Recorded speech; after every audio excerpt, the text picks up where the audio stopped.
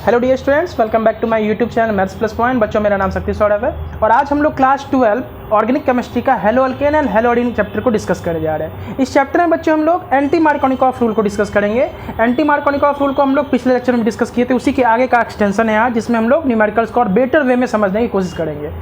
तो ध्यान समझो, ये इसके लिए हम एक यहाँ पर प्रॉब्लम लिए हैं।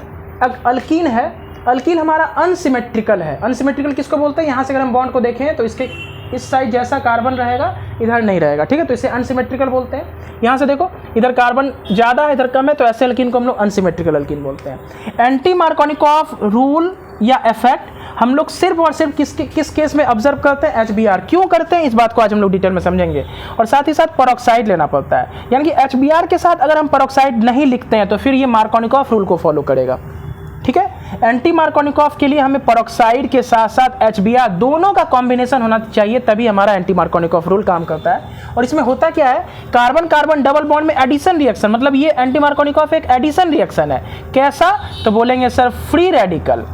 फ्री रेडिकल पहले स्टेप में बच्चों यहाँ पर फ्री रेडिकल आकर के ऐड होता है, इसलिए एडिशन रिएक्शन तो अल्कीन का रिएक्शन होता है, एडिशन रिएक्शन। तो कैसा? यहाँ पे इलेक्ट्रोफिलिक एडिशन नहीं होगा, यहाँ पे फ्री रेडिकल एडिशन रिएक्शन हो रहा है। यहाँ पे क्लियर है बच्चे? Free radical addition reaction. चलो मैकेनिज्म के साथ हम लोग डिटेल में एनालिसिस करेंगे, विदाउट पेरोक्साइड भी करके देखेंगे क्या कहानी बनता है, ठीक है। तो देखो ध्यान से, इसका प्रोडक्ट जो बनेगा, ये रूल यह कहता है कि कार्बन कार्बन डबल बॉन्ड में उस कार्बन के पास हाइड्रोजन जाएगा जिसके पास पहले से कम हाइड्रोजन, तो यहाँ CH2 हो गया, यहाँ CH2 और Br हो गया। कहानी क्लियर है? चूंकि एडिशन रिएक्शन है तो कुछ साइड से बाई प्रोडक्ट यहाँ पे नहीं निकलेगा, एक H यहाँ एक Br यहाँ, क्लियर है। इसके मैकेनिज्म को बच्चे हम लोग डिटेल में थोड़ा सा एनालिसिस करते हैं ना। मैकेनिज्म कहता है 3 स्टेप में होता है, हमें मालूम है फ्री रेडिकल रिएक्शन का मैकेनिज्म 3 स्टेप में कंप्लीट होता है। स्टेप 1 में चेन इनिशिएशन होता है। क्या होता है? Chain initiation. चेन इनिशिएशन का मतलब यहां पे फ्री रेडिकल का जनरेशन होगा। सेकंड स्टेप कहलाता है चेन प्रोपेगेशन, जिसमें फ्री रेडिकल जो जनरेट हुआ वो आके अटैक करेगा किसके ऊपर? तो अल्कीन के ऊपर, क्योंकि यही हमारा रिएक्टिंग स्पेसीज है यहाँ पर, है ना, इसी के ऊपर रिएक्शन करना है। तो चलो देखो, चेन इनिशिएशन में होता क्या है कि ये जो HBr नहीं, सबसे पहले पेरोक्साइड जो लिया जाता है ROOR, ये HNu के प्रेजेंस में एक फ्री रेडिकल जनरेट करेगा। होमोलाइसिस यहाँ पर होता है बच्चे। होमोलाइसिस का मतलब होता है बॉन्ड के इलेक्ट्रॉन का इक्वल क्लीवेज, एक इलेक्ट्रॉन इसके पास तो एक इलेक्ट्रॉन इसके पास। तो यहाँ से हमारे पास एक स्पेसीज बना जिसको हम लोग RO डॉट बोलेंगे। यही हमारा क्या है बच्चे? तो बोलेंगे फ्री रेडिकल है। फ्री रेडिकल हाईली रिएक्टिव होता है। क्या होता है? हाईली रिएक्टिव, है ना, ये हाईली रिएक्टिव होता है। ये क्या करेगा? एक फ्री रेडिकल का तलाश करेगा ताकि ये अपना ऑक्टेट पूरा कर ले। फ्री रेडिकल के पास 7 इलेक्ट्रॉन होता है, इस बात को हम जानते हैं। हाईली रिएक्टिव है ऑक्टेट पूरा करने के लिए, तो ये क्या करेगा? अपने जैसा मतलब एक फ्री रेडिकल ढूंढेगा। समझ में आ रहा है? तो ये फ्री रेडिकल कहां से लाएगा? तो बोलेंगे स्टेप 1 का ही कहानी हो रहा है। ये RO डॉट जब बना है, ये HBr के साथ रिएक्ट करेगा। फिर से HNu यहाँ पे लेंगे, HBr में वापस से होमोलाइसिस होगा, एक इलेक्ट्रॉन इसके पास एक इलेक्ट्रॉन इसके पास। कहानी क्लियर है? अब ध्यान समझो, यहां पर O डॉट के साथ कौन आके जुड़ेगा? तो H डॉट का एफिनिटी ऑक्सीजन के लिए ज्यादा होता है, तो यहां पे पहले केस में ROH बन गया, प्लस यहां से Br डॉट, जिसको हम लोग ब्रोमीन फ्री रेडिकल बोलेंगे, ये जनरेट हो जाएगा। क्लियर है बच्चे? अब यही हमारा फ्री रेडिकल है जो कि जाके ऐड होगा अल्कीन के ऊपर, और पहले स्टेप में जो आके ऐड होता है उसी के हिसाब से नाम डिसाइड होता है। तो चूंकि फ्री रेडिकल आके ऐड हुआ तो इसका नाम होगा इस रिएक्शन का फ्री रेडिकल एडिशन रिएक्शन। तो ये हमारा चेन इनिशिएशन स्टेप हुआ, ये हमारा चेन इनिशिएशन, इसमें फ्री रेडिकल का जनरेशन होता है। स्टेप नंबर 2 पे आते हैं बच्चे हम लोग। स्टेप नंबर 2 पे ये हमारा चेन प्रोपेगेशन होता है। क्या होता है बोलो? चेन प्रोपेगेशन स्टेप होता है। चेन प्रोपेगेशन में क्या होता है? ये जो फ्री रेडिकल बना है ना बच्चे, वो जाके हमारे अल्कीन के ऊपर अटैक करेगा। तो देखो कैसे होता है, उसके लिए हम लोग यहाँ पे अल्कीन को ले लेते हैं। CH3 है, CH डबल बॉन्ड CH2, कौन आएगा? तो बोलेंगे Br फ्री रेडिकल आएगा। कहानी क्लियर हो रहा है? अब Br फ्री रेडिकल कैसे ऐड होगा? देखो ध्यान से, अब ये अल्कीन है, अल्कीन में 2 बॉन्ड, एक सिग्मा एक पाई, तो ये बॉन्ड क्लीवेज होगा होमोलाइटिक, यहाँ पे भी होमोलाइटिक। अब पाई बॉन्ड है। अब सुनो, Br फ्री रेडिकल क्यों ऐड होता है? तो Br फ्री रेडिकल एक फ्री रेडिकल है ना, इसके पास फ्री रेडिकल के पास हम जानते हैं 7 इलेक्ट्रॉन होता है। बोलो कैसे? ब्रोमीन के पास, जैसे देखो यहाँ पे HBr हम डॉट तोड़े हैं ना बच्चे, तो HBr पहले से ब्रोमीन के पास 3 लोन पेयर की 6 इलेक्ट्रॉन था, एक बॉन्ड यहाँ पे। अब ये बॉन्ड को जैसे तोड़ेंगे तो हाइड्रोजन के पास 1 इलेक्ट्रॉन आ जाएगा और Br के पास पहले से 6 था और एक डॉट आ जाएगा, तो यही इसके पास 7 इलेक्ट्रॉन है। अब चूंकि इसके पास 7 इलेक्ट्रॉन है तो ये हाईली रिएक्टिव हुआ, एक इलेक्ट्रॉन का इसको तलाश है, तो कहां से लेगा, तो देखो ध्यान से, ये जो अल्कीन है इसके बॉन्ड को हम वापस से तोड़ेंगे, H के प्रेजेंस में तोड़ेंगे। अब जैसे तोड़ेंगे तो बच्चे, तो देखो ध्यान से हुआ क्या, जैसे यहां पे तोड़े तो यहां 2 डॉट बनके तैयार हुआ ना, एक डॉट यहां पर, एक डॉट यहां पर। अब Br डॉट को मौका मिला है दो फ्री रेडिकल के ऊपर अटैक करने का, तो यहां से कल भी बच्चे इस चीज को हम लोग समझे थे, आज भी समझ रहे हैं, ताकि हमारा ये फ्री रेडिकल मैकेनिज्म बहुत जगह अप्लाई होगा। जैसे अभी हम लोग एक अलाइलिक सब्स्टिट्यूशन पढ़ेंगे, वहां पे फ्री रेडिकल का काम पड़ेगा, हेलोजिनेशन पढ़ते हैं वहां पे फ्री रेडिकल का काम पड़ता है। हर जगह ये 3 स्टेप होता है, पहला स्टेप चेन इनिशिएशन, दूसरा चेन प्रोपेगेशन और तीसरा चेन टर्मिनेशन। तो कल हम लोग चेन टर्मिनेशन को नहीं किए, तो सोचे कल हम फिर सोचे वीडियो बनाने के बाद कि चलो इसको और डिटेल में एनालिसिस कर लेते हैं, ठीक है। तो चलो अब Br फ्री रेडिकल कहां कहां अटैक कर सकता है, देखो इस कार्बन भी कर सकता है, यहां भी कर सकता है। तो चलो दोनों केस हम लोग यहां पे डिस्कस करेंगे।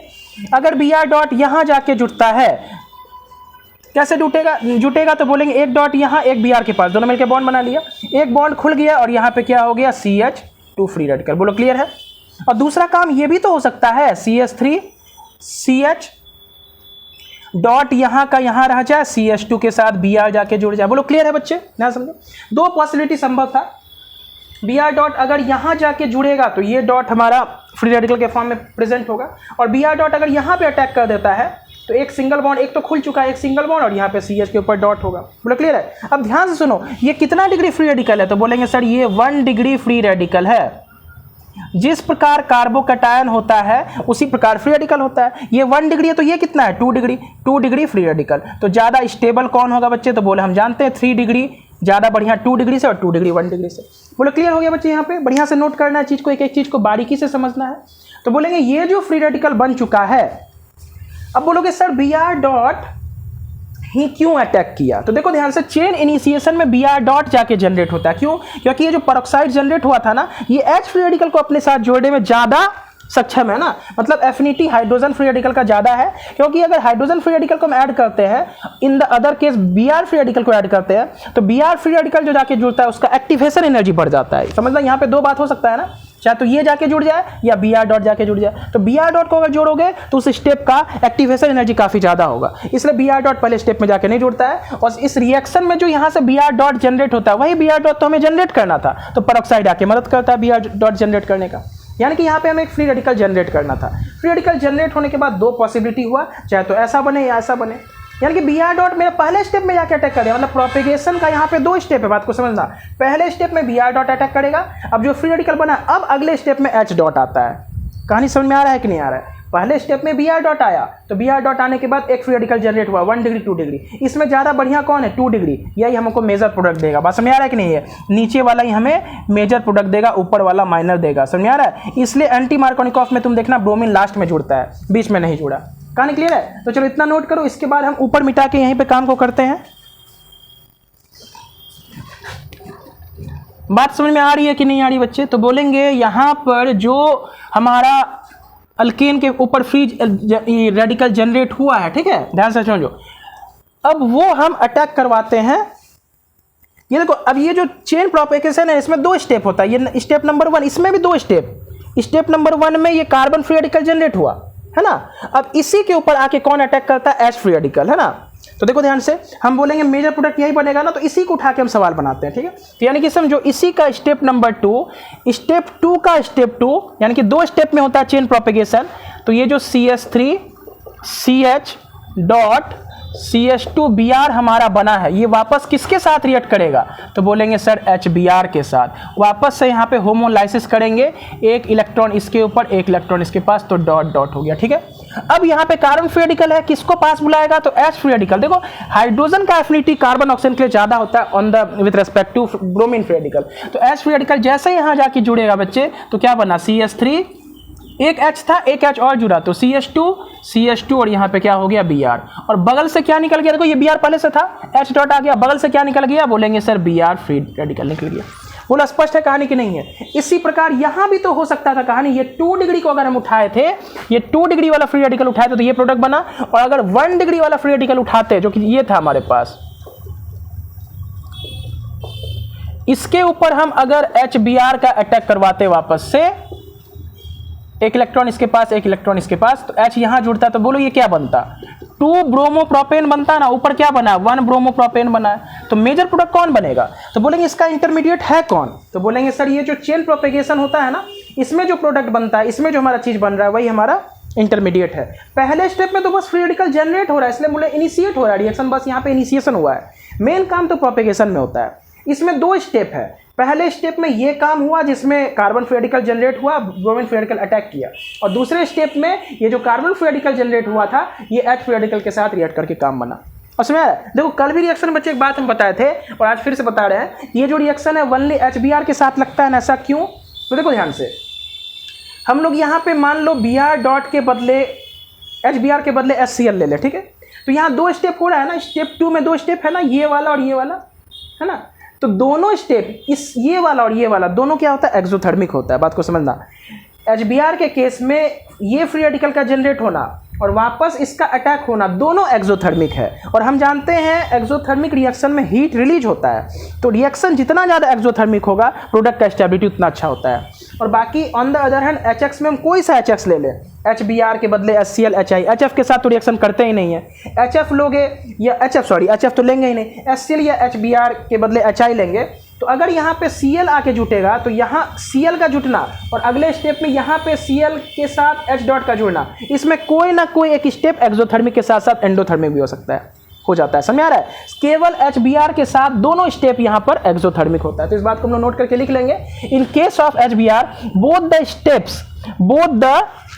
Steps in chain propagation step are exothermic in nature.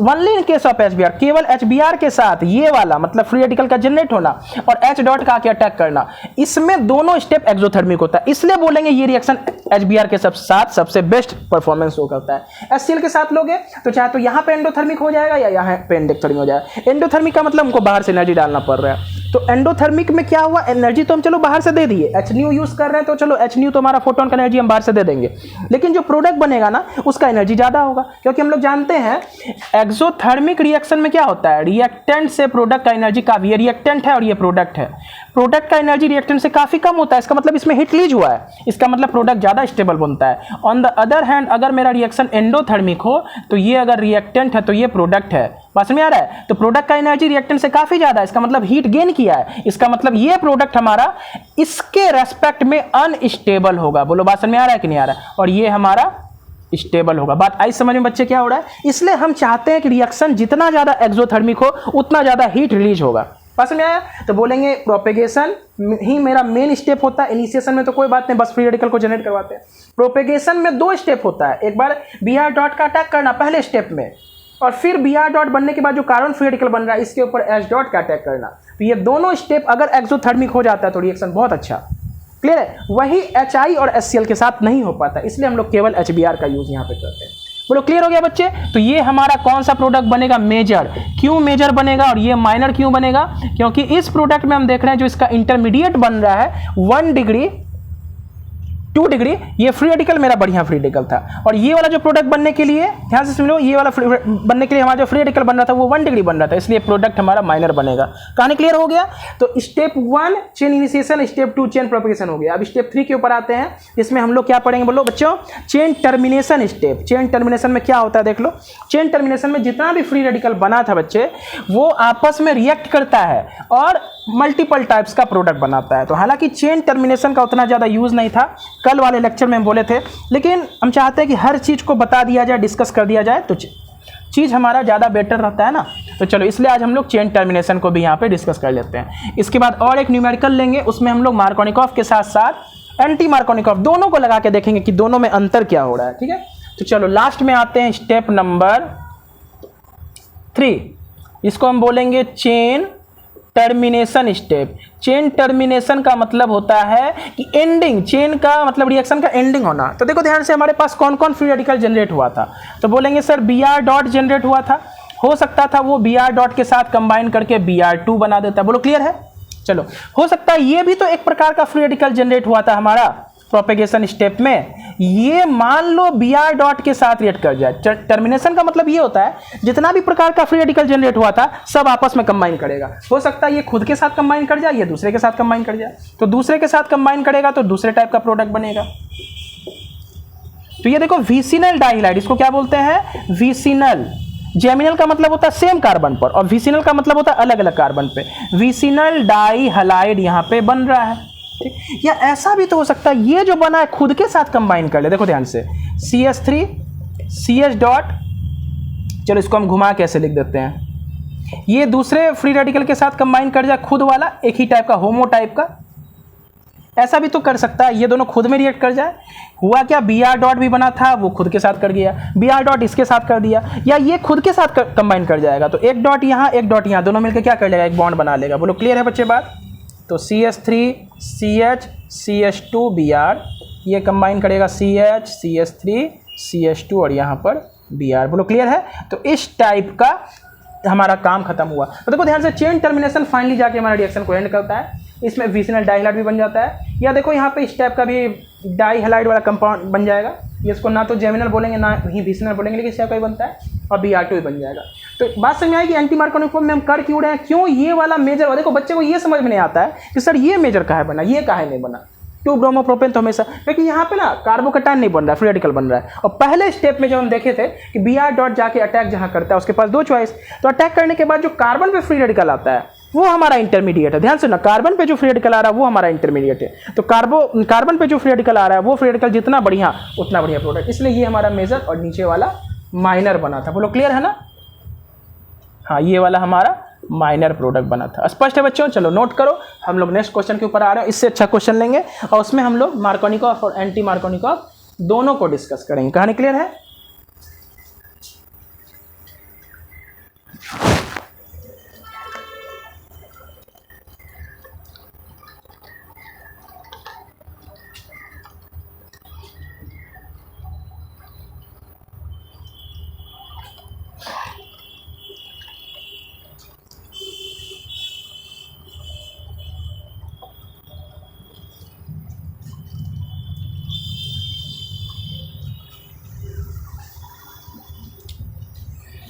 चलो देखो, एक यहां पर हम लोग बेंजीन लिए हैं, बगल में CH2 CH double bond CH2, ठीक है। इसके ऊपर हम 2 टाइप से सवाल डिस्कस करेंगे। पहले तो HBr ले लेते हैं और साथ ही साथ इसके ऊपर परऑक्साइड ले लेते हैं। प्रोडक्ट बनाना विथ मैकेनिज्म बनाना है ना, थोड़ा शॉर्टकट करेंगे लेकिन मैकेनिज्म के साथ बनाएंगे। और इसी में HBr के साथ परऑक्साइड को हटा देंगे, है ना, डार्क में रिएक्शन को करेंगे। परऑक्साइड मतलब सनलाइट के प्रेजेंस में होता है रिएक्शन, तभी तो परऑक्साइड वाला बॉन्ड टूटता है, मतलब सनलाइट के प्रेजेंस में कर रहे हैं। ऑन द अदर हैंड इस रिएक्शन को हम डार्क में करेंगे, तो क्या काम बनेगा यहाँ पे, दोनों में अंतर देखना। तो ये सवाल हमारा डिटेल सवाल रहेगा, ठीक। तो अगर परऑक्साइड है साथ में HBr है तो हम क्या समझेंगे, ये एंटी मार्कोनिकॉफ है। और एंटी मार्कोनिकॉफ में प्रोडक्ट क्या होता है, मेजर प्रोडक्ट क्या बनता है, H जाता है उस कार्बन के पास जहां पहले से कम हाइड्रोजन, और Br जाता है उस कार्बन के पास जिसके पास पहले से ज्यादा हाइड्रोजन। तो ये बेंजीन हमारा बन गया, बगल में रहा CH2, फिर यहाँ पे क्या हुआ बोलो, CH2 हो गया, CH2 के साथ Br, ये हमारा मेन प्रोडक्ट बन गया। यही हमारा मेजर प्रोडक्ट है एंटी मार्कोनिकॉफ का। देखो ये मेजर प्रोडक्ट है और दूसरा वाला माइनर बनता था, तो ये हमारा मेजर प्रोडक्ट बनेगा। ध्यान दो, एंटी मार्कोनिकॉफ का। क्लियर है? इसका मैकेनिज्म थोड़ा देखते हैं ना, सेम सवाल का हम लोग यहाँ पर मैकेनिज्म देखते हैं। तो मैकेनिज्म स्टेप 1 होता है जो कि चेन इनिशिएशन होता है। तो चेन इनिशिएशन में मान लो कोई परऑक्साइड हम लोग यहाँ पर यूज कर रहे हैं, ROOR। परऑक्साइड हम लोग किसको बोलते हैं, ऑक्सीजन ऑक्सीजन के बीच सिंगल बॉन्ड। ये HNu के प्रेजेंस में, ये स्टेप नंबर 1 है। ध्यान दो, ये क्या है, चेन इनिशिएशन स्टेप है। इसलिए लिख नहीं रहे बच्चों, जगह का थोड़ा कमी है इसलिए नहीं लिख रहे हैं ना। तो सबसे पहले होता क्या, होमोलाइसिस होता है। होमोलाइसिस में ये बॉन्ड टूटेगा इधर इधर, एक इलेक्ट्रॉन इसके पास एक इलेक्ट्रॉन इसके पास, तो RO डॉट हमारा जनरेट हो गया।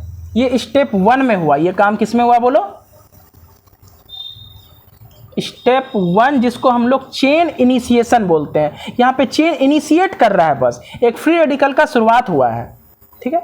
अब ये जो फ्री रेडिकल जनरेट हो रहा है बच्चे, RO डॉट, ये किसके ऊपर अटैक कर देगा, तो बोलेंगे HBr के ऊपर अटैक कर देगा। कहानी क्लियर है? अभी फ्री रेडिकल का जनरेशन होगा, अभी प्रोपेगेशन शुरुआत नहीं हुआ। फ्री रेडिकल का बस क्या हो रहा है बच्चे बोलो, जनरेट हो रहा है। तो जैसे होगा तो ये बॉन्ड इधर टूटा, ये बॉन्ड इधर टूटा, मतलब बॉन्ड का 2 इलेक्ट्रॉन दोनों के पास चला गया। होमोलाइसिस हो रहा है यहाँ पे। होमोलाइसिस का मतलब क्या होता है, बॉन्ड का इक्वल क्लीवेज, एक इलेक्ट्रॉन इसके पास तो एक इलेक्ट्रॉन इसके पास, ठीक। चलो H डॉट इसके साथ जाके जुड़ गया, हमको मालूम है इसका एफिनिटी हाइड्रोजन का ऑक्सीजन के प्रति ज़्यादा है। Br नेगेटिव Br डॉट के साथ अगर इसको जोड़ोगे तो उसका एक्टिवेशन एनर्जी बढ़ जाता है, और H डॉट को जोड़ोगे तो इस स्टेप का एक्टिवेशन एनर्जी कम होता है। समझ में आ रहा है? और यहाँ से क्या जनरेट हो गया? Br dot. बोलोगे सर एक्टिवेशन एनर्जी क्या होता है? तो देखो ध्यान से, मान लो ये हमारा रिएक्टेंट है और ये प्रोडक्ट है, ये ट्रांजिशन स्टेट होता है, ये वाला पॉइंट Ts होता है ट्रांजिशन स्टेट, ये रिएक्टेंट है, ये प्रोडक्ट है। तो बोलेंगे रिएक्टेंट से लेके ये टॉप मोस्ट पॉइंट के बीच को हम लोग EA बोलते हैं, एक्टिवेशन एनर्जी। ये जितना ज़्यादा होगा बोलेंगे रिएक्शन हमारे लिए उतना कठिन होगा। समझो, मतलब यहाँ रिएक्टेंट का एनर्जी यहाँ था, ये स्टेट, ये जो फेज है ट्रांजिशन स्टेट, इसको क्रॉस करना पड़ता है, ये बैरियर, इसको एनर्जी बैरियर बोला जाता है। इस बैरियर को क्रॉस करना पड़ता है तभी हमारा प्रोडक्ट बन पाता है। क्लियर है? तो बोलेंगे सर ये हाइट जितना ज़्यादा होते जाएगा रिएक्टेंट को क्रॉस करने, प्रोडक्ट में जाने में उतना ज़्यादा दिक्कत होगा। समझ आ रहा है? तो अगर एक्टिवेशन एनर्जी हमारा बढ़ता चला गया तो प्रोडक्ट बनने का रेट घटता चला जाएगा। समझ आ रहा है? ऑन द अदर हैंड अगर एक्टिवेशन एनर्जी हमारा कम हो जाए, ये वाला वैल्यू देखो, तो बोलेंगे अब एक्टिवेशन एनर्जी घट गया तो प्रोडक्ट अच्छे से बनेगा। एक्टिवेशन कुछ नहीं है, रिएक्टेंट के एनर्जी में हम लोग वो मिनिमम अमाउंट ऑफ एनर्जी देते हैं ताकि ये हमारा रिएक्टेंट एनर्जी बैरियर को क्रॉस करके प्रोडक्ट बना ले। अब ये बैरियर जितना ज़्यादा रहेगा तो बोलेंगे सर प्रोडक्ट बनने का चांसेस, मतलब प्रोडक्ट बनने का चांसेस उतना कम होगा, मतलब प्रोडक्ट बनेगा उतना अच्छा नहीं बनेगा, क्योंकि हमको बाहर से बहुत ज़्यादा एनर्जी देना पड़ रहा है ना, बाहर से बहुत ज़्यादा एनर्जी देना पड़ रहा है। तो इंटरमीडिएट के पास बहुत ज़्यादा एनर्जी है, ट्रांजिशन स्टेट जो बनेगा उसके पास बहुत ज़्यादा एनर्जी है, तो हम चाहते हैं एनर्जी कम से कम हो ताकि स्टेबिलिटी ज़्यादा से ज़्यादा हो। क्लियर है कहानी? इसलिए अगर H डॉट जुड़ा है तो एक्टिवेशन एनर्जी इस स्टेप का कम होगा। Br डॉट अगर जाके पहली बार इसके साथ जुड़ता तो उसका एक्टिवेशन एनर्जी काफ़ी ज़्यादा हो जाता। क्या बोल रहे हैं देख लो ध्यान से। जैसे यहाँ कौन जुटा है? H डॉट जुटा है तो इसका EA कम होगा activation energy. On the other hand अगर ऐसा होता इसके साथ HBr, मतलब Br डॉट यहाँ पे जाके अटैक कर जाता किसके ऊपर? O डॉट के ऊपर। हो सकता है ना, इसके पास एक फ्री रेडिकल, इसके पास एक फ्री रेडिकल, तो क्या बनेगा? ROBr और प्लस यहाँ से H फ्री रेडिकल जनरेट हो जाता है। तो इस स्टेप का एक्टिवेशन एनर्जी उस केस से काफ़ी ज़्यादा होगा, इसलिए कहेंगे हम पहले स्टेप में H डॉट जाके अटैक कर देता है और यहाँ पे एक हेलोजन फ्री रेडिकल जनरेट हो जाता है, Br फ्री रेडिकल। तो ये हमारा चेन इनिशिएशन स्टेप है जिसमें हमारा ये जनरेट हो गया। स्टेप नंबर 2 आते हैं जो कि चेन प्रोपेगेशन है, यही हमारे लिए मेन स्टेप है। इसमें देखो बेंजीन है,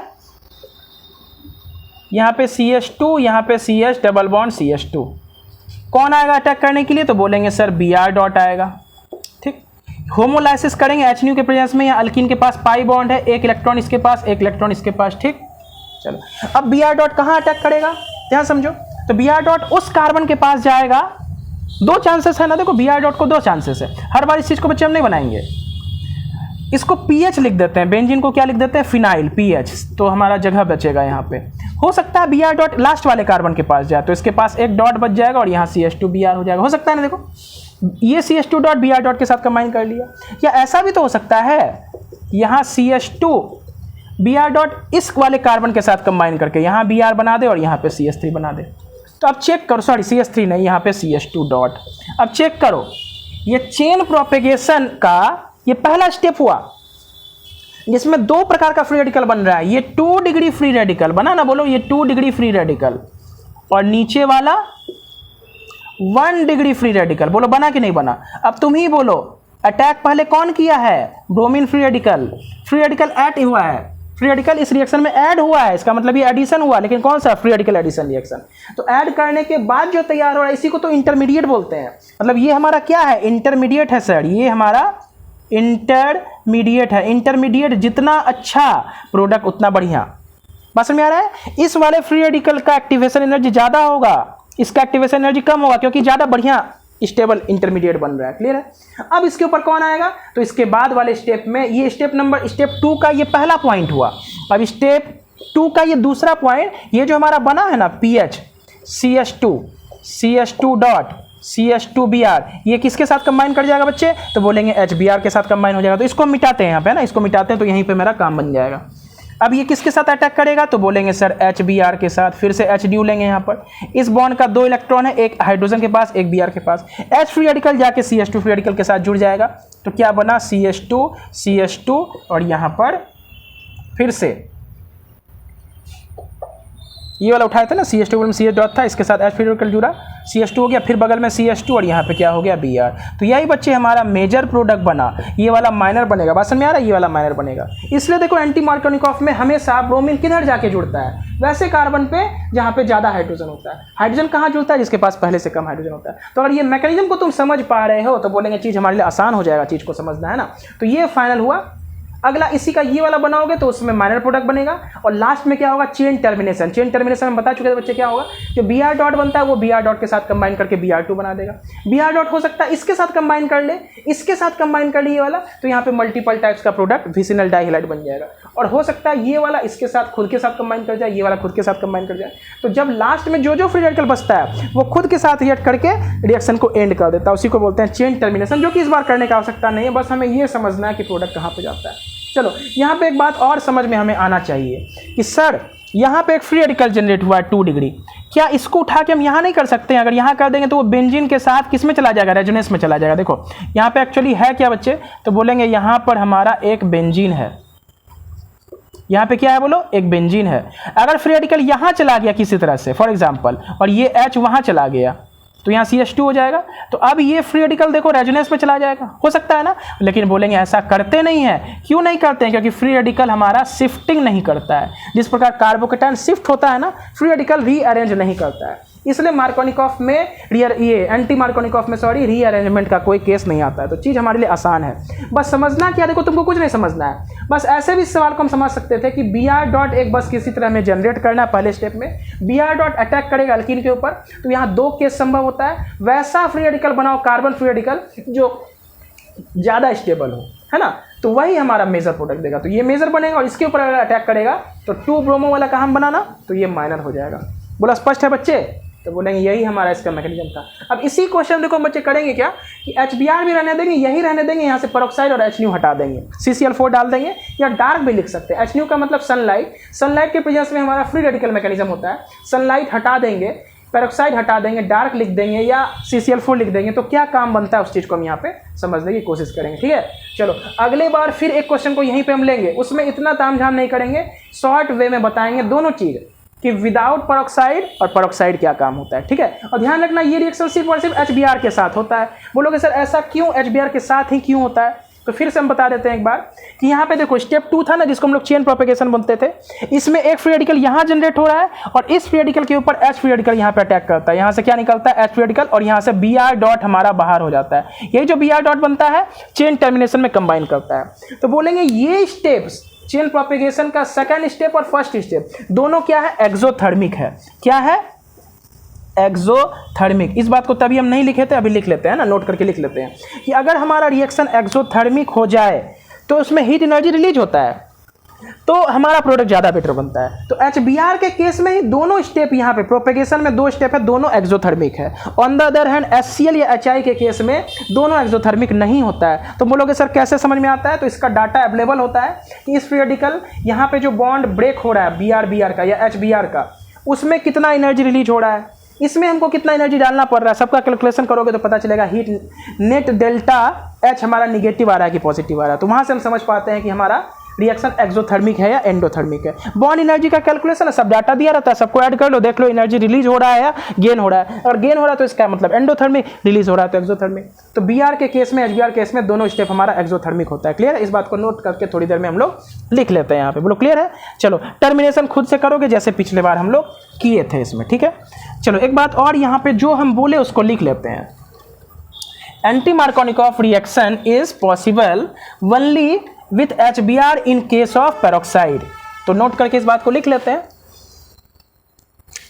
नोट करके लिख लेते हैं।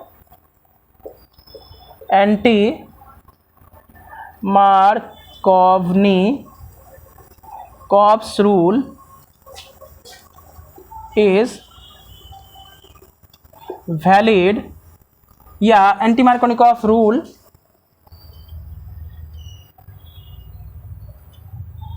इज वैलिड, यहां लिख लेते हैं, only for HBr in presence of peroxide. इसमें आ रहा है, पेरोक्साइड का काम होता है ब्रोमीन फ्री रेडिकल जनरेट करना। ठीक है, तो अब बोलोगे सर क्यों HBr के साथ, तो लिख लेते हैं, in chain propagation step, in chain propagation step both the steps are exothermic. In chain propagation step both the steps are exothermic only in case of HBr. समझ में आया? देखो हम अभी थोड़ी देर पहले डिस्कस किए, चेन प्रोपेगेशन में दो होता है, पहले Br डॉट जाके अटैक करता है, एक एडिशन हुआ, फिर उस जो कार्बन फ्री रेडिकल जनरेट होता है उसके ऊपर H फ्री रेडिकल अटैक करता है, तो वहाँ दो स्टेप हुआ। तो वही दोनों स्टेप की बात कर रहे हैं, दोनों steps, both steps are exothermic only in case of HBr. In case of HCl and HI chain propagation step is not exothermic. ये एक्सोथर्मिक नहीं होता है किसमें? चेन प्रोपेगेशन HCl और HI केस में। और हम चाहते हैं कि हमारा रिएक्शन एक्सोथर्मिक हो, जो स्टेप्स हो एक्सोथर्मिक हो। एक्सोथर्मिक में हीट रिलीज हो रहा है, हीट रिलीज हो रहा है तो प्रोडक्ट का एनर्जी कम होगा, इसका मतलब स्टेबिलिटी ज़्यादा हो। इसलिए एंटी मार्कोनिकॉफ में हम लोग शुरू से बता रहे हैं कि HBr यूज़ किया जाता है। ठीक है, HBr के अलावा HCl HI यूज़ करोगे तो यहाँ पे मार्कोनिकॉफ के हिसाब से डिसाइड हो जाएगा प्रोडक्ट, है ना। यानी कि अगर HCl यूज़ करोगे तो H यहाँ, Cl यहाँ, HI यूज़ करोगे तो H यहाँ, Cl यहाँ। समझ में आ रहा है बात? क्लियर हो गया बात? चलो इसी क्वेश्चन में बच्चे इसको नोट कर लो, ध्यान से स्क्रीनशॉट लो, नोट करो।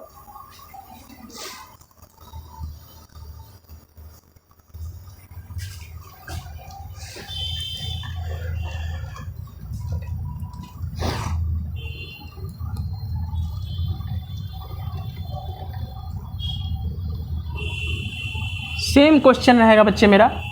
HBr के साथ यहाँ पे हम पेरोक्साइड हटा के क्या लगा दिए हैं? CCl4 लगा दिए। ठीक, HBr के साथ हम पेरोक्साइड हटा करके CCl4 लगा दिए। ठीक, अब हमें रिएक्शन करना है। ठीक है, HBr के साथ क्या होता है? H यहाँ जुड़ा था, सॉरी Br यहाँ जुड़ा था, H यहाँ जुड़ा था। अब देखो यहाँ पे हम लगाते हैं कौन सा तरीका, क्योंकि अब यहाँ पेरोक्साइड है नहीं तो एंटी मार्कोनिकॉफ तो लगेगा नहीं। तो तुम सोचोगे सर यहाँ मार्कोनिकॉफ लगाते हैं। मार्कोनिकॉफ क्या कहता है? HBr का H कहाँ जाएगा? जहाँ ज़्यादा हाइड्रोजन है, ब्रोमीन कहाँ जाएगा? यहाँ। तो वो भी गलत है, क्योंकि एक्चुअली में देखो ये एक एडिशन रिएक्शन है। अल्कीन का रिएक्शन एक एडिशन रिएक्शन होता है, और एडिशन रिएक्शन में मार्कोनिकॉफ फेल कर जाता है, एंटी मार्कोनिकॉफ फेल नहीं करता। ध्यान समझो, एंटी मार्कोनिकॉफ में हमेशा हम बात को समझे हैं, यहीं पे Br जुड़ेगा, क्योंकि वहाँ रीअरेंजमेंट का बात नहीं होता है। बात को समझो, एंटी मार्कोनिकॉफ अगर देखा जाए तो मैकेनिज्म उसका टफ है, लेकिन ज़्यादा बेटर है मार्कोनिकॉफ से, क्योंकि मार्कोनिकॉफ कभी भी फेल कर सकता है। एंटी मार्कोनिकॉफ फेल नहीं करता, क्योंकि एंटी मार्कोनिकॉफ में रीअरेंजमेंट संभव नहीं होता है। बात क्लियर हो ना? रीअरेंजमेंट संभव नहीं होता है, क्योंकि फ्री रेडिकल रीअरेंज नहीं करता है। तो एंटी मार्कोनिकॉफ में हमेशा कोई कार्बोकेटायन नहीं बनेगा, हमेशा कम वाले के पास H दे दो, ज़्यादा वाले के पास Br दे दो। ये बात समझ में आती है एंटी मार्कोनिकॉफ में। लेकिन मार्कोनिकॉफ लगा के अगर प्रोडक्ट यहाँ पे बनाएंगे तो ये बेंजीन है, PH है, यहाँ पे CH2 रखे, यहाँ CH2, यहाँ पे क्या दोगे? ज़्यादा कार्बन के पास हाइड्रोजन दोगे ना, एक बॉन्ड खुलेगा, यहाँ CH3 और यहाँ पे Br। लेकिन ये प्रोडक्ट हो गया बच्चे गलत हमारा, क्योंकि हम लोग यहाँ लगाए थे कौन सा रूल? MR लगाए थे। MR मतलब मार्कोनिकॉफ, और मार्कोनिकॉफ फेल करता है अगर हमारा कार्बोकेटायन रीअरेंज कर सकता है तो। और हमें मालूम है इस केस में कार्बोकेटायन रीअरेंज करेगा ना इस केस में, क्योंकि देखो अब होगा यहाँ पे हमारा कौन सा? Electrophilic addition reaction. मालूम है ना, E+ मतलब इलेक्ट्रोफिलिक एडिशन रिएक्शन। HBr के साथ अगर पेरोक्साइड ले लेते तो फ्री रेडिकल होता, और पेरोक्साइड हटा दिए हैं तो HBr अल्कीन के ऊपर एडिशन रिएक्शन शो करेगा। कौन सा रिएक्शन? तो इलेक्ट्रोफिलिक एडिशन रिएक्शन। करके देखते हैं ये प्रोडक्ट सही है या गलत है। तो चलो मैकेनिज्म इसका हम लोग बनाते हैं। यहाँ पर मैकेनिज्म में देखो ये बेंजीन है हमारा, बेंजीन को हम लोग फिनाइल PH भी लिख सकते हैं, CH2 CH double bond CH2। अब ये न्यूक्लियोफाइल होता है, हम लोग जानते हैं बेंजीन, और ये वाला पाई बॉन्ड वाला न्यूक्लियोफाइल होता है। तो HBr का सबसे पहले ये किसको बुलाएगा? H+ को बुलाएगा। पाई बॉन्ड खुल जाएगा, किधर खोले? इस हिसाब से, ताकि कार्बोकेटायन हमारा बेहतर बने। उल्टा खोलते तो 1 डिग्री कार्बोकेटायन, इधर खोले तो 2 डिग्री कार्बोकेटायन। H+ जाके इसके ऊपर जुड़ गया, तो देखो क्या हुआ, ये बना यहाँ CH2, यहाँ CH के ऊपर पॉजिटिव, और यहाँ हो गया CH3। बोलो क्लियर है? ये कितना डिग्री कार्बोकेटायन बना बच्चे? 2 डिग्री कार्बोकेटायन बना। बोलो क्लियर है? 2 डिग्री कार्बोकेटायन। अब 2 कार्बोकेटायन अगर बन गया, देखो ध्यान से, इससे पहले हम एंटी मार्कोनिकॉफ में देखे थे फ्री रेडिकल बनता है, और फ्री रेडिकल रीअरेंज करता नहीं है, शिफ्टिंग नहीं होता है। लेकिन कार्बोकेटायन के पास तो बहुत अच्छा विशेषता होता है कि वो रीअरेंज कर सकता है। तो रीअरेंज कैसे करता है इस बात को हम लोग जानते हैं, पहले भी बहुत बार इसके पीछे हम लोग कहानी समझ चुके हैं। इसको ऐसे खोल के लिख लेते हैं। इस पॉजिटिव चार्ज को आइदर हम इधर उठा के भेज सकते हैं या इधर भेज सकते हैं। इधर भेजोगे तो 1 डिग्री हो जाएगा और खराब, और इधर अगर भेजें तो ज़्यादा बेटर। तो हम जानते थे इस बात को कि यहाँ पे शिफ्टिंग करेंगे तो किसका शिफ्ट करेंगे, यहाँ 2 H और फिनाइल भी है, तो ज़्यादा बेटर प्रीफरेंस ऑर्डर किसका है, H माइनस का। तो H माइनस उठ के यहाँ चल जाएगा, तो लिखेंगे 1,2 H माइनस शिफ्टिंग। यहाँ पे शिफ्टिंग के केस में हम लोग समझे थे कि सबसे ज़्यादा प्रीफरेंस ऑर्डर या माइग्रेटरी ऑर्डर होता है H माइनस का, फिर PH माइनस का, फिर 3 डिग्री अल्काइल ग्रुप, फिर 2 डिग्री अल्काइल ग्रुप, फिर 1 डिग्री अल्काइल ग्रुप। सबसे बेटर इसका होता है। अगर मान लो HH नहीं होता, CH3 होता है, इधर भी CH3 और फिनाइल होता है, तो फिनाइल को शिफ्ट किया जाता है, क्योंकि उसमें स्पीड ऑफ रिएक्शन बहुत ज़्यादा होता है ना। वहाँ पे काइनेटिक्स के हिसाब से अगर हम प्रोडक्ट बनाएंगे तो पीएच माइनस शिफ्ट कर जाएगा, और स्टेबिलिटी के हिसाब से प्रोडक्ट बनाएंगे तो अल्काइल ग्रुप शिफ्ट कर जाएगा। क्लियर है? तो वो भी कभी ना कभी डिस्कस करेंगे। अभी H माइनस और पीएच माइनस, तो बस इस दोनों को देखो, किसका माइग्रेटरी ऑर्डर ज़्यादा है, तो H माइनस का। क्यों? क्योंकि ये जाने के बाद पॉजिटिव चार्ज जो यहाँ पे आएगा देखो, वो बेंजीन के साथ रेजोनेंस में आ जाता है। बोलो क्लियर हो रही है बात कि नहीं हो रही है? तो एक H तो इसके पास बचा ना बच्चे, एक H को शिफ्ट किए, एक तो बचा ना, तो इसके ऊपर पॉजिटिव चार्ज, यहाँ हो जाएगा CH2 और यहाँ हो जाएगा CH3। अब ये कितना डिग्री कार्बोकैटायन है? ये अभी भी 2 डिग्री कार्बोकैटायन है। कितना डिग्री कार्बोकैटायन है बोलो? अभी भी 2 डिग्री है। तो फिर सर फायदा क्या हुआ? 2 डिग्री पहले भी था, 2 डिग्री अभी भी है। लेकिन गौर करो, 2 डिग्री के साथ साथ यहाँ रेजोनेंस भी है। 2 डिग्री के साथ साथ क्या बोलो बच्चे, यहाँ पे रेजोनेंस भी है। तो रेजोनेंस में आ गया ये पॉजिटिव, देखो पॉजिटिव सिग्मा पाई, तो रेजोनेंस में आ गया, रेजोनेंस में आ गया तो बेहतर कार्बोकैटायन बन गया। अब नेक्स्ट स्टेप में कौन आएगा? Br माइनस आएगा। ये एक न्यूक्लियोफाइल है और ये एक इलेक्ट्रोफाइल है, अटैक करेगा तो बोलेंगे प्रोडक्ट बनेगा। अब गौर करो जरा, यहाँ पे प्रोडक्ट बनने समय एक बात को ध्यान देना है, क्या ये सेंटर कारल बन सकता है? बोलेंगे बिल्कुल बन सकता है। देखो इस कार्बन के साथ एक H ग्रुप लगा हुआ है, एक इथाइल लगा है, एक फिनाइल लगा है, 3 ग्रुप अलग है और Br भी आने वाला अलग है। तो यहाँ पे 2 प्रोडक्ट बनने का संभावना, एक अगर R बनेगा तो अगला S। बनाएंगे कैसे? देखो ध्यान से, बीच में कार्बन बनाते हैं बच्चे, इधर हम फिनाइल बनाते हैं, ऊपर चलो मान लो C2H5 लिख देते हैं, इसको C2H5 और नीचे H लिख देते हैं। तो हो ना हो ब्रोमीन यहां अटैक किया हो। अब देखो जो कार्बोकैटायन होता है इसका हाइब्रिडेशन कितना होता है? sp2 निकाल के देखो, 3 सिग्मा बॉन्ड है तो Z बराबर 3 आया तो हाइब्रिडेशन sp2 अगर हाइब्रिडेशन आता है तो हम जानते हैं केमिकल बॉन्डिंग में हम लोग जानते हैं इस बात को कि उस ज्योमेट्री, इसका जो कन्फिगरेशन बनेगा वो प्लानर होगा। इसका ज्योमेट्री और हम लोग शेप समझे थे ना, तो जो हमारा कार्बोकैटायन बनता है उसका हाइब्रिडेशन अगर sp2 हो तो इसका ज्योमेट्री कैसा होगा? बोलेंगे प्लानर होगा। तो अगर ज्योमेट्री प्लानर है मतलब सभी का सभी बॉन्ड एक ही प्लेन पर है कि नहीं है? बोलो सभी का सभी बॉन्ड एक ही प्लेन पर है। अब एक ही प्लेन पे है तो Br माइनस आके किधर से अटैक करेगा? बोलेंगे इधर से नहीं, चाहे तो हमारे इस साइड से जिधर से हम देख रहे हैं इधर से आए या बोर्ड के पीछे से आए, तो 2 बार प्रोडक्ट बनेगा। समझ में आ रहा है? 2 प्रोडक्ट बनेगा। एक को अगर हम ऐसे दिखाते हैं तो दूसरा जस्ट उसका मिरर इमेज बनता है। क्लियर है? दूसरा उसका क्या बनता है बच्चे? बोलो मिरर इमेज। कैसे बनता है? तो यहाँ Br है, यहाँ C है, C2H5 दिखाएंगे उसको कैसे? तो बोलेंगे कुछ नहीं करना, कन्फिगरेशन को पलट देना है। बात समझ आ रहा है? इस प्रोडक्ट को देखो, ये भी कारल है, ये भी कारल। समझ आ रहा है? 2 प्रोडक्ट है। देख के लगेगा सर Br माइनस अटैक करेगा तो एक ही प्रोडक्ट बनेगा। बोलेंगे नहीं सर, यहाँ पे 2 प्रोडक्ट है। ये ज्योमेट्रिकल आइसोमरिज्म का कहानी है। अगर देखा जाए यहाँ चारों ग्रुप है और ये ऑप्टिकली एक्टिव कंपाउंड है कि नहीं? हम जानते हैं जो कंपाउंड प्लेन पोलराइज्ड लाइट को रोटेट कर दे, है ना, उसको हम लोग ऑप्टिकली एक्टिव कंपाउंड बोलते हैं। तो हम लोग टेस्ट कैसे करते हैं कि ऑप्टिकली एक्टिव है या नहीं है? तो बस हम चेक करते हैं कि कारल है या नहीं। कारल का मतलब इस कार्बन से चारों ग्रुप, देखो एक इथाइल हो गया, एक ब्रोमीन हो गया, एक H हो गया, फिनाइल, चारों का चारों ग्रुप अगर अलग अलग जुड़ा हुआ है उस कार्बन से और उस कार्बन का हाइब्रिडेशन अगर sp3 है तो ये कारल सेंटर हो जाएगा। कारल सेंटर होना पहचान है कि ये कंपाउंड PPL यानी कि प्लेन पोलराइज्ड लाइट को रोटेट कर देगा, इसका मतलब ये ऑप्टिकली एक्टिव हो गया। और अगर ऑप्टिकली एक्टिव हो जाता है तो हमको मालूम है इसका एक आइसोमर भी पॉसिबल होता है। जैसे हम लोग जानते हैं chain isomer, position isomer. For example थोड़ा सा हम यहाँ पे समझाते हैं। बोलेंगे एक कंपाउंड ये है, देखो ब्रोमीन कहाँ लगा हुआ है? प्रोपेन की सेकंड पोजीशन पे लगा है। तो ऐसा भी तो हो सकता है ब्रोमीन को हम एंड में लगा दें तो ये दोनों एक दूसरे का क्या हुआ? बोलो ये दोनों एक दूसरे का आइसोमर हुआ। कौन सा आइसोमर? Position isomer. इसमें ब्रोमीन 1 पे है तो इस पे 2 पे है। मॉलिक्यूलर फॉर्मूला सेम है लेकिन यहाँ पे पोजीशन अलग अलग है, तो उसको हम लोग बोल सकते हैं पोजीशन आइसोमर। तो देखो पोजीशन आइसोमर, चेन आइसोमर तो समझ में आता है। ऑप्टिकल वाला ना बात समझ में आता नहीं अच्छे से, ऑप्टिकल वाला अच्छे से समझ में नहीं आता कि सर ये दोनों अलग अलग कैसे हुआ। तो इसके लिए ना हम लोग को 3D में समझना पड़ता है, जो कि हम कोशिश करेंगे। बॉल वाला अरेंजमेंट होता है उसको दिखाएंगे कभी कभी, जब भी ये केस आएगा। तो अभी तो मेरे पास वो अरेंजमेंट नहीं है लेकिन कोशिश करेंगे उसको हम दिखाने की। क्लियर है?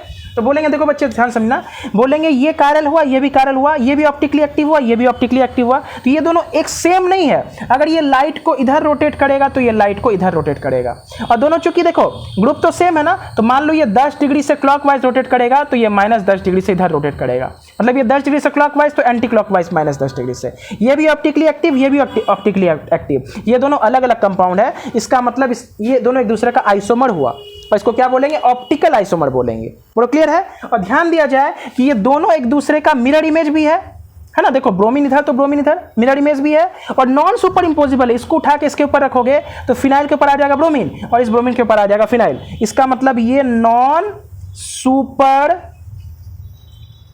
इंपोजेबल मिरर इमेज है। बस में आ रहा है? मिरर इमेज तो सब जानते हैं ना।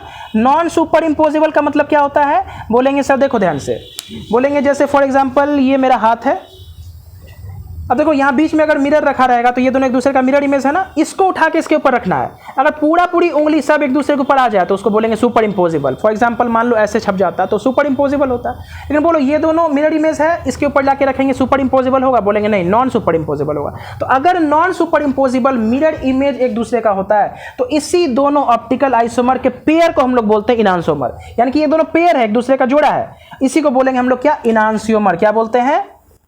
इनांसियोमर। यानी कि समझो ये जो प्रोडक्ट बन रहा है, चूंकि कायरल है तो यहाँ पे दो प्रोडक्ट बनेगा, दोनों एक दूसरे का ऑप्टिकल आइसोमर होगा। एक लाइट को अगर क्लॉकवाइज रोटेट करेगा तो एक एंटी क्लॉकवाइज, जितना डिग्री से ये रोटेट करेगा उतना डिग्री से ये अपोजिट रोटेट करेगा।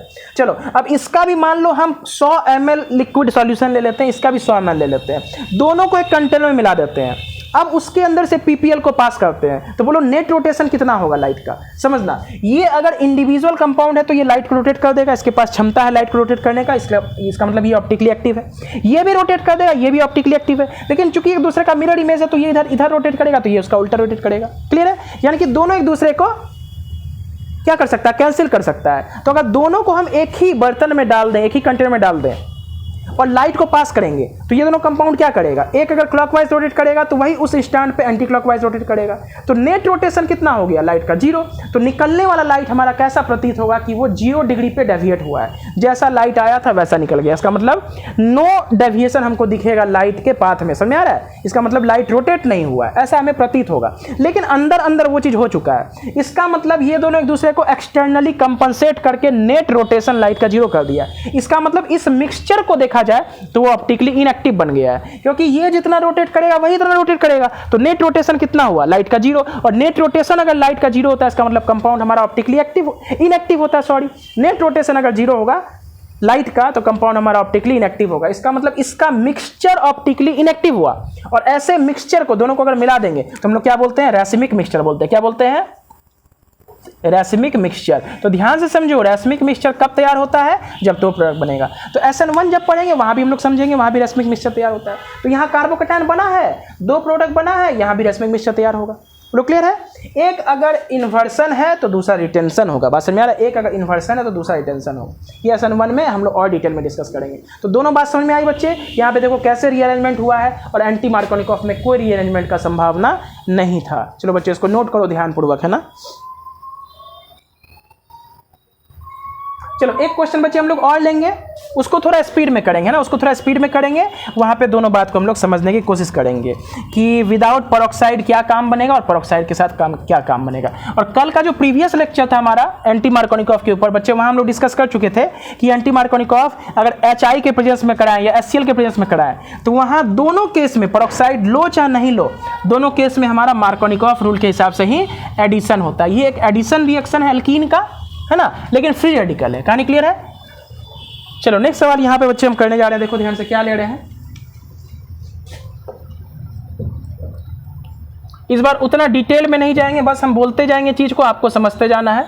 और यहाँ पर हम लोग एक बेंजीन लगा दिए। बेंजीन कभी भी एडिशन रिएक्शन शो नहीं करता, इस बात को हम पहले से जानते हैं। चलो इसमें दो केस हम बना रहे हैं बच्चे, एक HBr के साथ पर ऑक्साइड ले लिए। ठीक, एडिशन करना है। तो बेंजीन के अंदर तो एडिशन कभी भी नहीं होता, हमको मालूम है, क्योंकि अगर एडिशन होगा तो एक डबल बॉन्ड खुल जाएगा।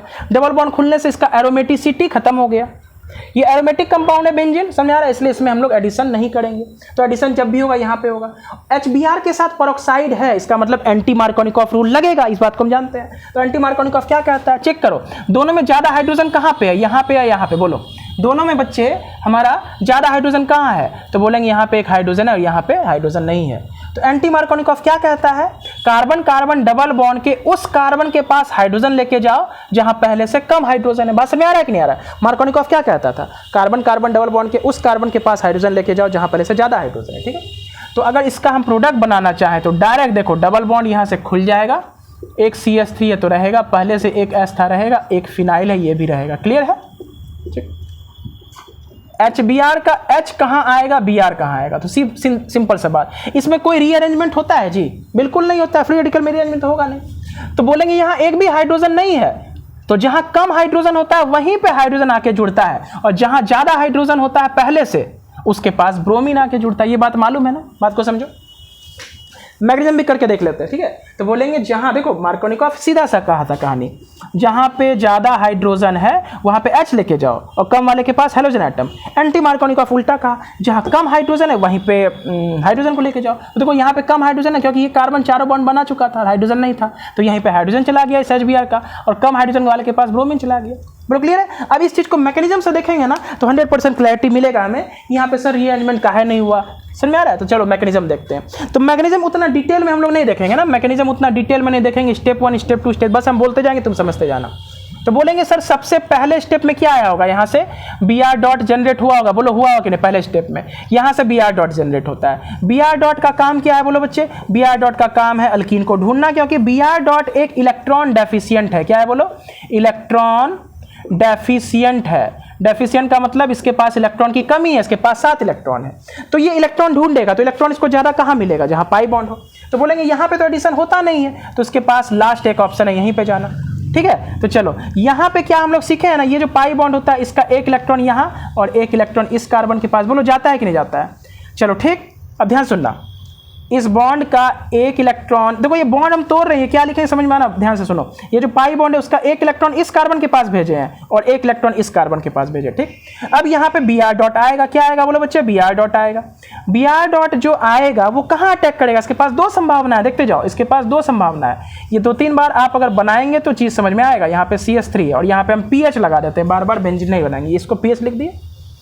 अगर मान लो Br डॉट यहाँ पे आके जुड़ता है तो एक डॉट बचा रह गया ना मेरा, बोलो ध्यान से सुनना। ये Br डॉट अगर इस पहले स्टेप में Br डॉट आता है, हमको मालूम है प्रोपेगेशन के पहले स्टेप में Br डॉट आता है, इसलिए तो मैकेनिज्म जरूरी है। तुम बोलोगे सर मैकेनिज्म करके क्या फायदा, तो अभी तो यही चीज जो हम बनाते हैं अच्छे अच्छे सवाल में यही तो हमें पता चलेगा।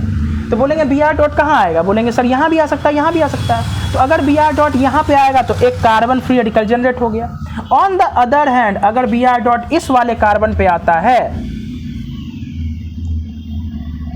ऑन द अदर हैंड अगर आता है तो देखो यहाँ से क्या हुआ बच्चे, यहाँ PH बना दिए हैं, यहाँ पे CH3 बना है। इस कार्बन के पास अगर Br डॉट लेके आता है तो फ्री रेडिकल यहाँ बना। अब कंपेयर करो कौन फ्री रेडिकल मेरा बढ़िया है, देखो ध्यान से, ये फ्री रेडिकल को जरा चेक करो। तो ये एक कार्बन, ये जिस कार्बन फ्री रेडिकल है, जो कार्बन फ्री रेडिकल वाला है वो 1 कार्बन 2 कार्बन 3 डिग्री, तो ये 3 डिग्री फ्री रेडिकल है ऊपर वाला, बात समझ में आया, 3 डिग्री फ्री रेडिकल है। और नीचे वाला कितना है बोलो, ये 1 2, तो 2 डिग्री फ्री रेडिकल है, समझ में आ रहा है। तो ये 2 डिग्री ऊपर 3 डिग्री, तो बढ़िया कौन होता है फ्री रेडिकल, 3 डिग्री वाला, बात समझ में आया। अब इसके ऊपर कौन आ जाएगा, वापस से HBr आ जाएगा, हम जानते हैं ये भी प्रोपेगेशन का सेकंड स्टेप है, ये टर्मिनेशन नहीं होता, प्रोपेगेशन का होता है। अब हम जानते हैं कार्बन का एफिनिटी हाइड्रोजन से ज्यादा है, तो बोलेंगे देखो प्रोडक्ट क्या बना, इसको मिटा दिया जाए, ये 3 डिग्री लिख देते हैं यहाँ पर। ये वापस से बेंजीन था, बेंजीन को बेंजीन की तरह बना देते हैं। यहाँ पे CH3 के साथ H जुड़ गया और यहाँ पे Br जुड़ गया। देखो यही प्रोडक्ट हम पहले ही बना दिए थे, ठीक है। तो अब तुम ही बोलो, एक बात मन में आएगा कि सर यहाँ जो H फ्री रेडिकल बना है ना, कार्बन फ्री रेडिकल, ये अगर इसको यहाँ भेज देंगे ना तो ये बेंजीन के साथ रेजोनेंस में आ जाएगा। तो हम ही तो यही तो समझे थे कि फ्री रेडिकल के में नो रीअरेंजमेंट, फ्री रेडिकल में हमारा रीअरेंजमेंट संभव नहीं होता है बच्चे, ध्यान से समझना। इसलिए तो इसको नहीं लेके गए, इसलिए तो एंटी मार्कोनिकॉफ सस्ता है, आसान है कि एक जगह जाके H हाइड्रोजन जोड़ो जहां कम है और दूसरी जगह पे Br, सीधा सीधे कोई रीअरेंजमेंट नहीं कराना है। कितनों हमको कॉम्प्लिकेटेड सवाल दे देगा, हमको कोई रीअरेंजमेंट नहीं कराना, कम वाले के पास लेके जाओ, कम हाइड्रोजन वाले के पास Br लेके जाओ, सॉरी H लेके जाओ, ज़्यादा हाइड्रोजन वाले के पास Br लेके जाओ। और ये सिर्फ और सिर्फ HBr में लगता है, क्यों? HBr के साथ प्रोपेगेशन स्टेप हमारा एक्सोथर्मिक होता है। हर एक बात क्लियर हो गया। पेरोक्साइड का यूज़ होता है Br डॉट को जनरेट करवाना, बस यही सब काम था। और यहाँ पे अगर जाके जोड़ोगे HBr को, यहाँ पे अगर HBr को जोड़ोगे बच्चे, ये 2 डिग्री वाला है, एक फ्री रेडिकल यहाँ, एक फ्री, तो यहाँ अगर जुड़ेगा तो क्या बनेगा बोलो? इसके साथ नीचे PH, यहाँ पे CH3 और यहाँ ही Br और यहाँ पे H। अब यहाँ पे देख के हमको बताना कौन मेजर है कौन माइनर, थोड़ा सा टफ काम है, वो हम इसको देख के बताते हैं, क्योंकि ये हमारा 3 डिग्री फ्री रेडिकल बना है ना, 3 डिग्री फ्री रेडिकल बना है, और यही हमारा इंटरमीडिएट है। तो इंटरमीडिएट देख के हम बताते हैं कि प्रोडक्ट कौन बेहतरीन बनेगा। बोलो क्लियर है? हम ऐसा अपेक्षा कर रहे हैं कि एक एक बात हम क्लियर कर पा रहे हैं। अगर आप इस लेक्चर को अच्छे से देखेंगे तो चीज़ क्लियर होगा। चलो, यहाँ पे HBr के साथ पेरोक्साइड लगा दिए तो ये काम हुआ था। अब अगर HBr के साथ पेरोक्साइड हटा देते हैं तो क्या बनता है, देखो ध्यान से। वो मेरा थोड़ा सा तगड़ा केस होता है, वो अच्छा केस है ना, उसमें शिफ्टिंग वाला केस पॉसिबिलिटी है। अब थर्ड स्टेप टर्मिनेशन का होता है, वो आप जानते हो कैसे होता है, हम बता चुके हैं अभी, जस्ट पहला क्वेश्चन में वही चीज़ बताए थे। तो देखो अब हम करते क्या है, मार्कोनिकॉफ लगाते हैं, लेकिन मार्कोनिकॉफ गलती होगा, इस बार भी मार्कोनिकॉफ बच्चे गलती हो जाएगा। HBr ले लिए और मान लो पेरोक्साइड हटा दिए, तो अब सिंपली यहाँ पे इलेक्ट्रोफिलिक एडिशन रिएक्शन होगा, है ना, ध्यान दो, इलेक्ट्रोफिलिक एडिशन रिएक्शन होगा। इलेक्ट्रोफिलिक एडिशन रिएक्शन का इंटरमीडिएट कार्बोकेटायन होता है। तो चलो बनाते हैं। प्रोडक्ट अगर मार्कोनिकॉफ के हिसाब से लगाओ तो यहाँ यहाँ Br आएगा कि नहीं, चलो बना के दिखाते हैं। लेकिन वो गलत होगा, डबल बॉन्ड खुलेगा, जिसके पास पहले से ज़्यादा हाइड्रोजन था वहाँ हाइड्रोजन लेके जाओ, और जहाँ पहले से कम हाइड्रोजन था उस डबल बॉन्ड के पास Br लेके जाओ, और नीचे में एक बेंजीन है। यहाँ पे हम लगाए कौन सा रूल, Mr लगाए। क्या लगाए बोलो बच्चे, Mr मतलब मार्कोनिकॉफ रूल। और प्रोडक्ट 100% गलत होने वाला, इस बात का अंदाजा आपको भी लग चुका होगा। बात समझ में आ रही है कि नहीं आ रही है बच्चे, बोलो। मार्कोनिकॉफ क्या कहता है, कार्बन कार्बन डबल बॉन्ड पे एडिशन होगा, तो डबल बॉन्ड यहाँ भी है लेकिन बेंजीन एडिशन शो नहीं करता है, इसलिए हम बेंजीन के बाहर यहाँ एडिशन करेंगे। तो यहाँ ज्यादा हाइड्रोजन कैसे समझे, इस कार्बन के पास देखो 1 कार्बन 2 कार्बन ऊपर दोनों, इस कार्बन का चारों का 4 बॉन्ड पूरा है, तो यहाँ तो हाइड्रोजन है नहीं, तो यहाँ एक 3 बॉन्ड था, देखो 1 2 3 था, तो एक हाइड्रोजन होगा, है ना, तो यहाँ पे हाइड्रोजन है, तो ज्यादा हाइड्रोजन के पास हाइड्रोजन लेके जाओ, कम हाइड्रोजन के पास ब्रोमीन लेके जाओ।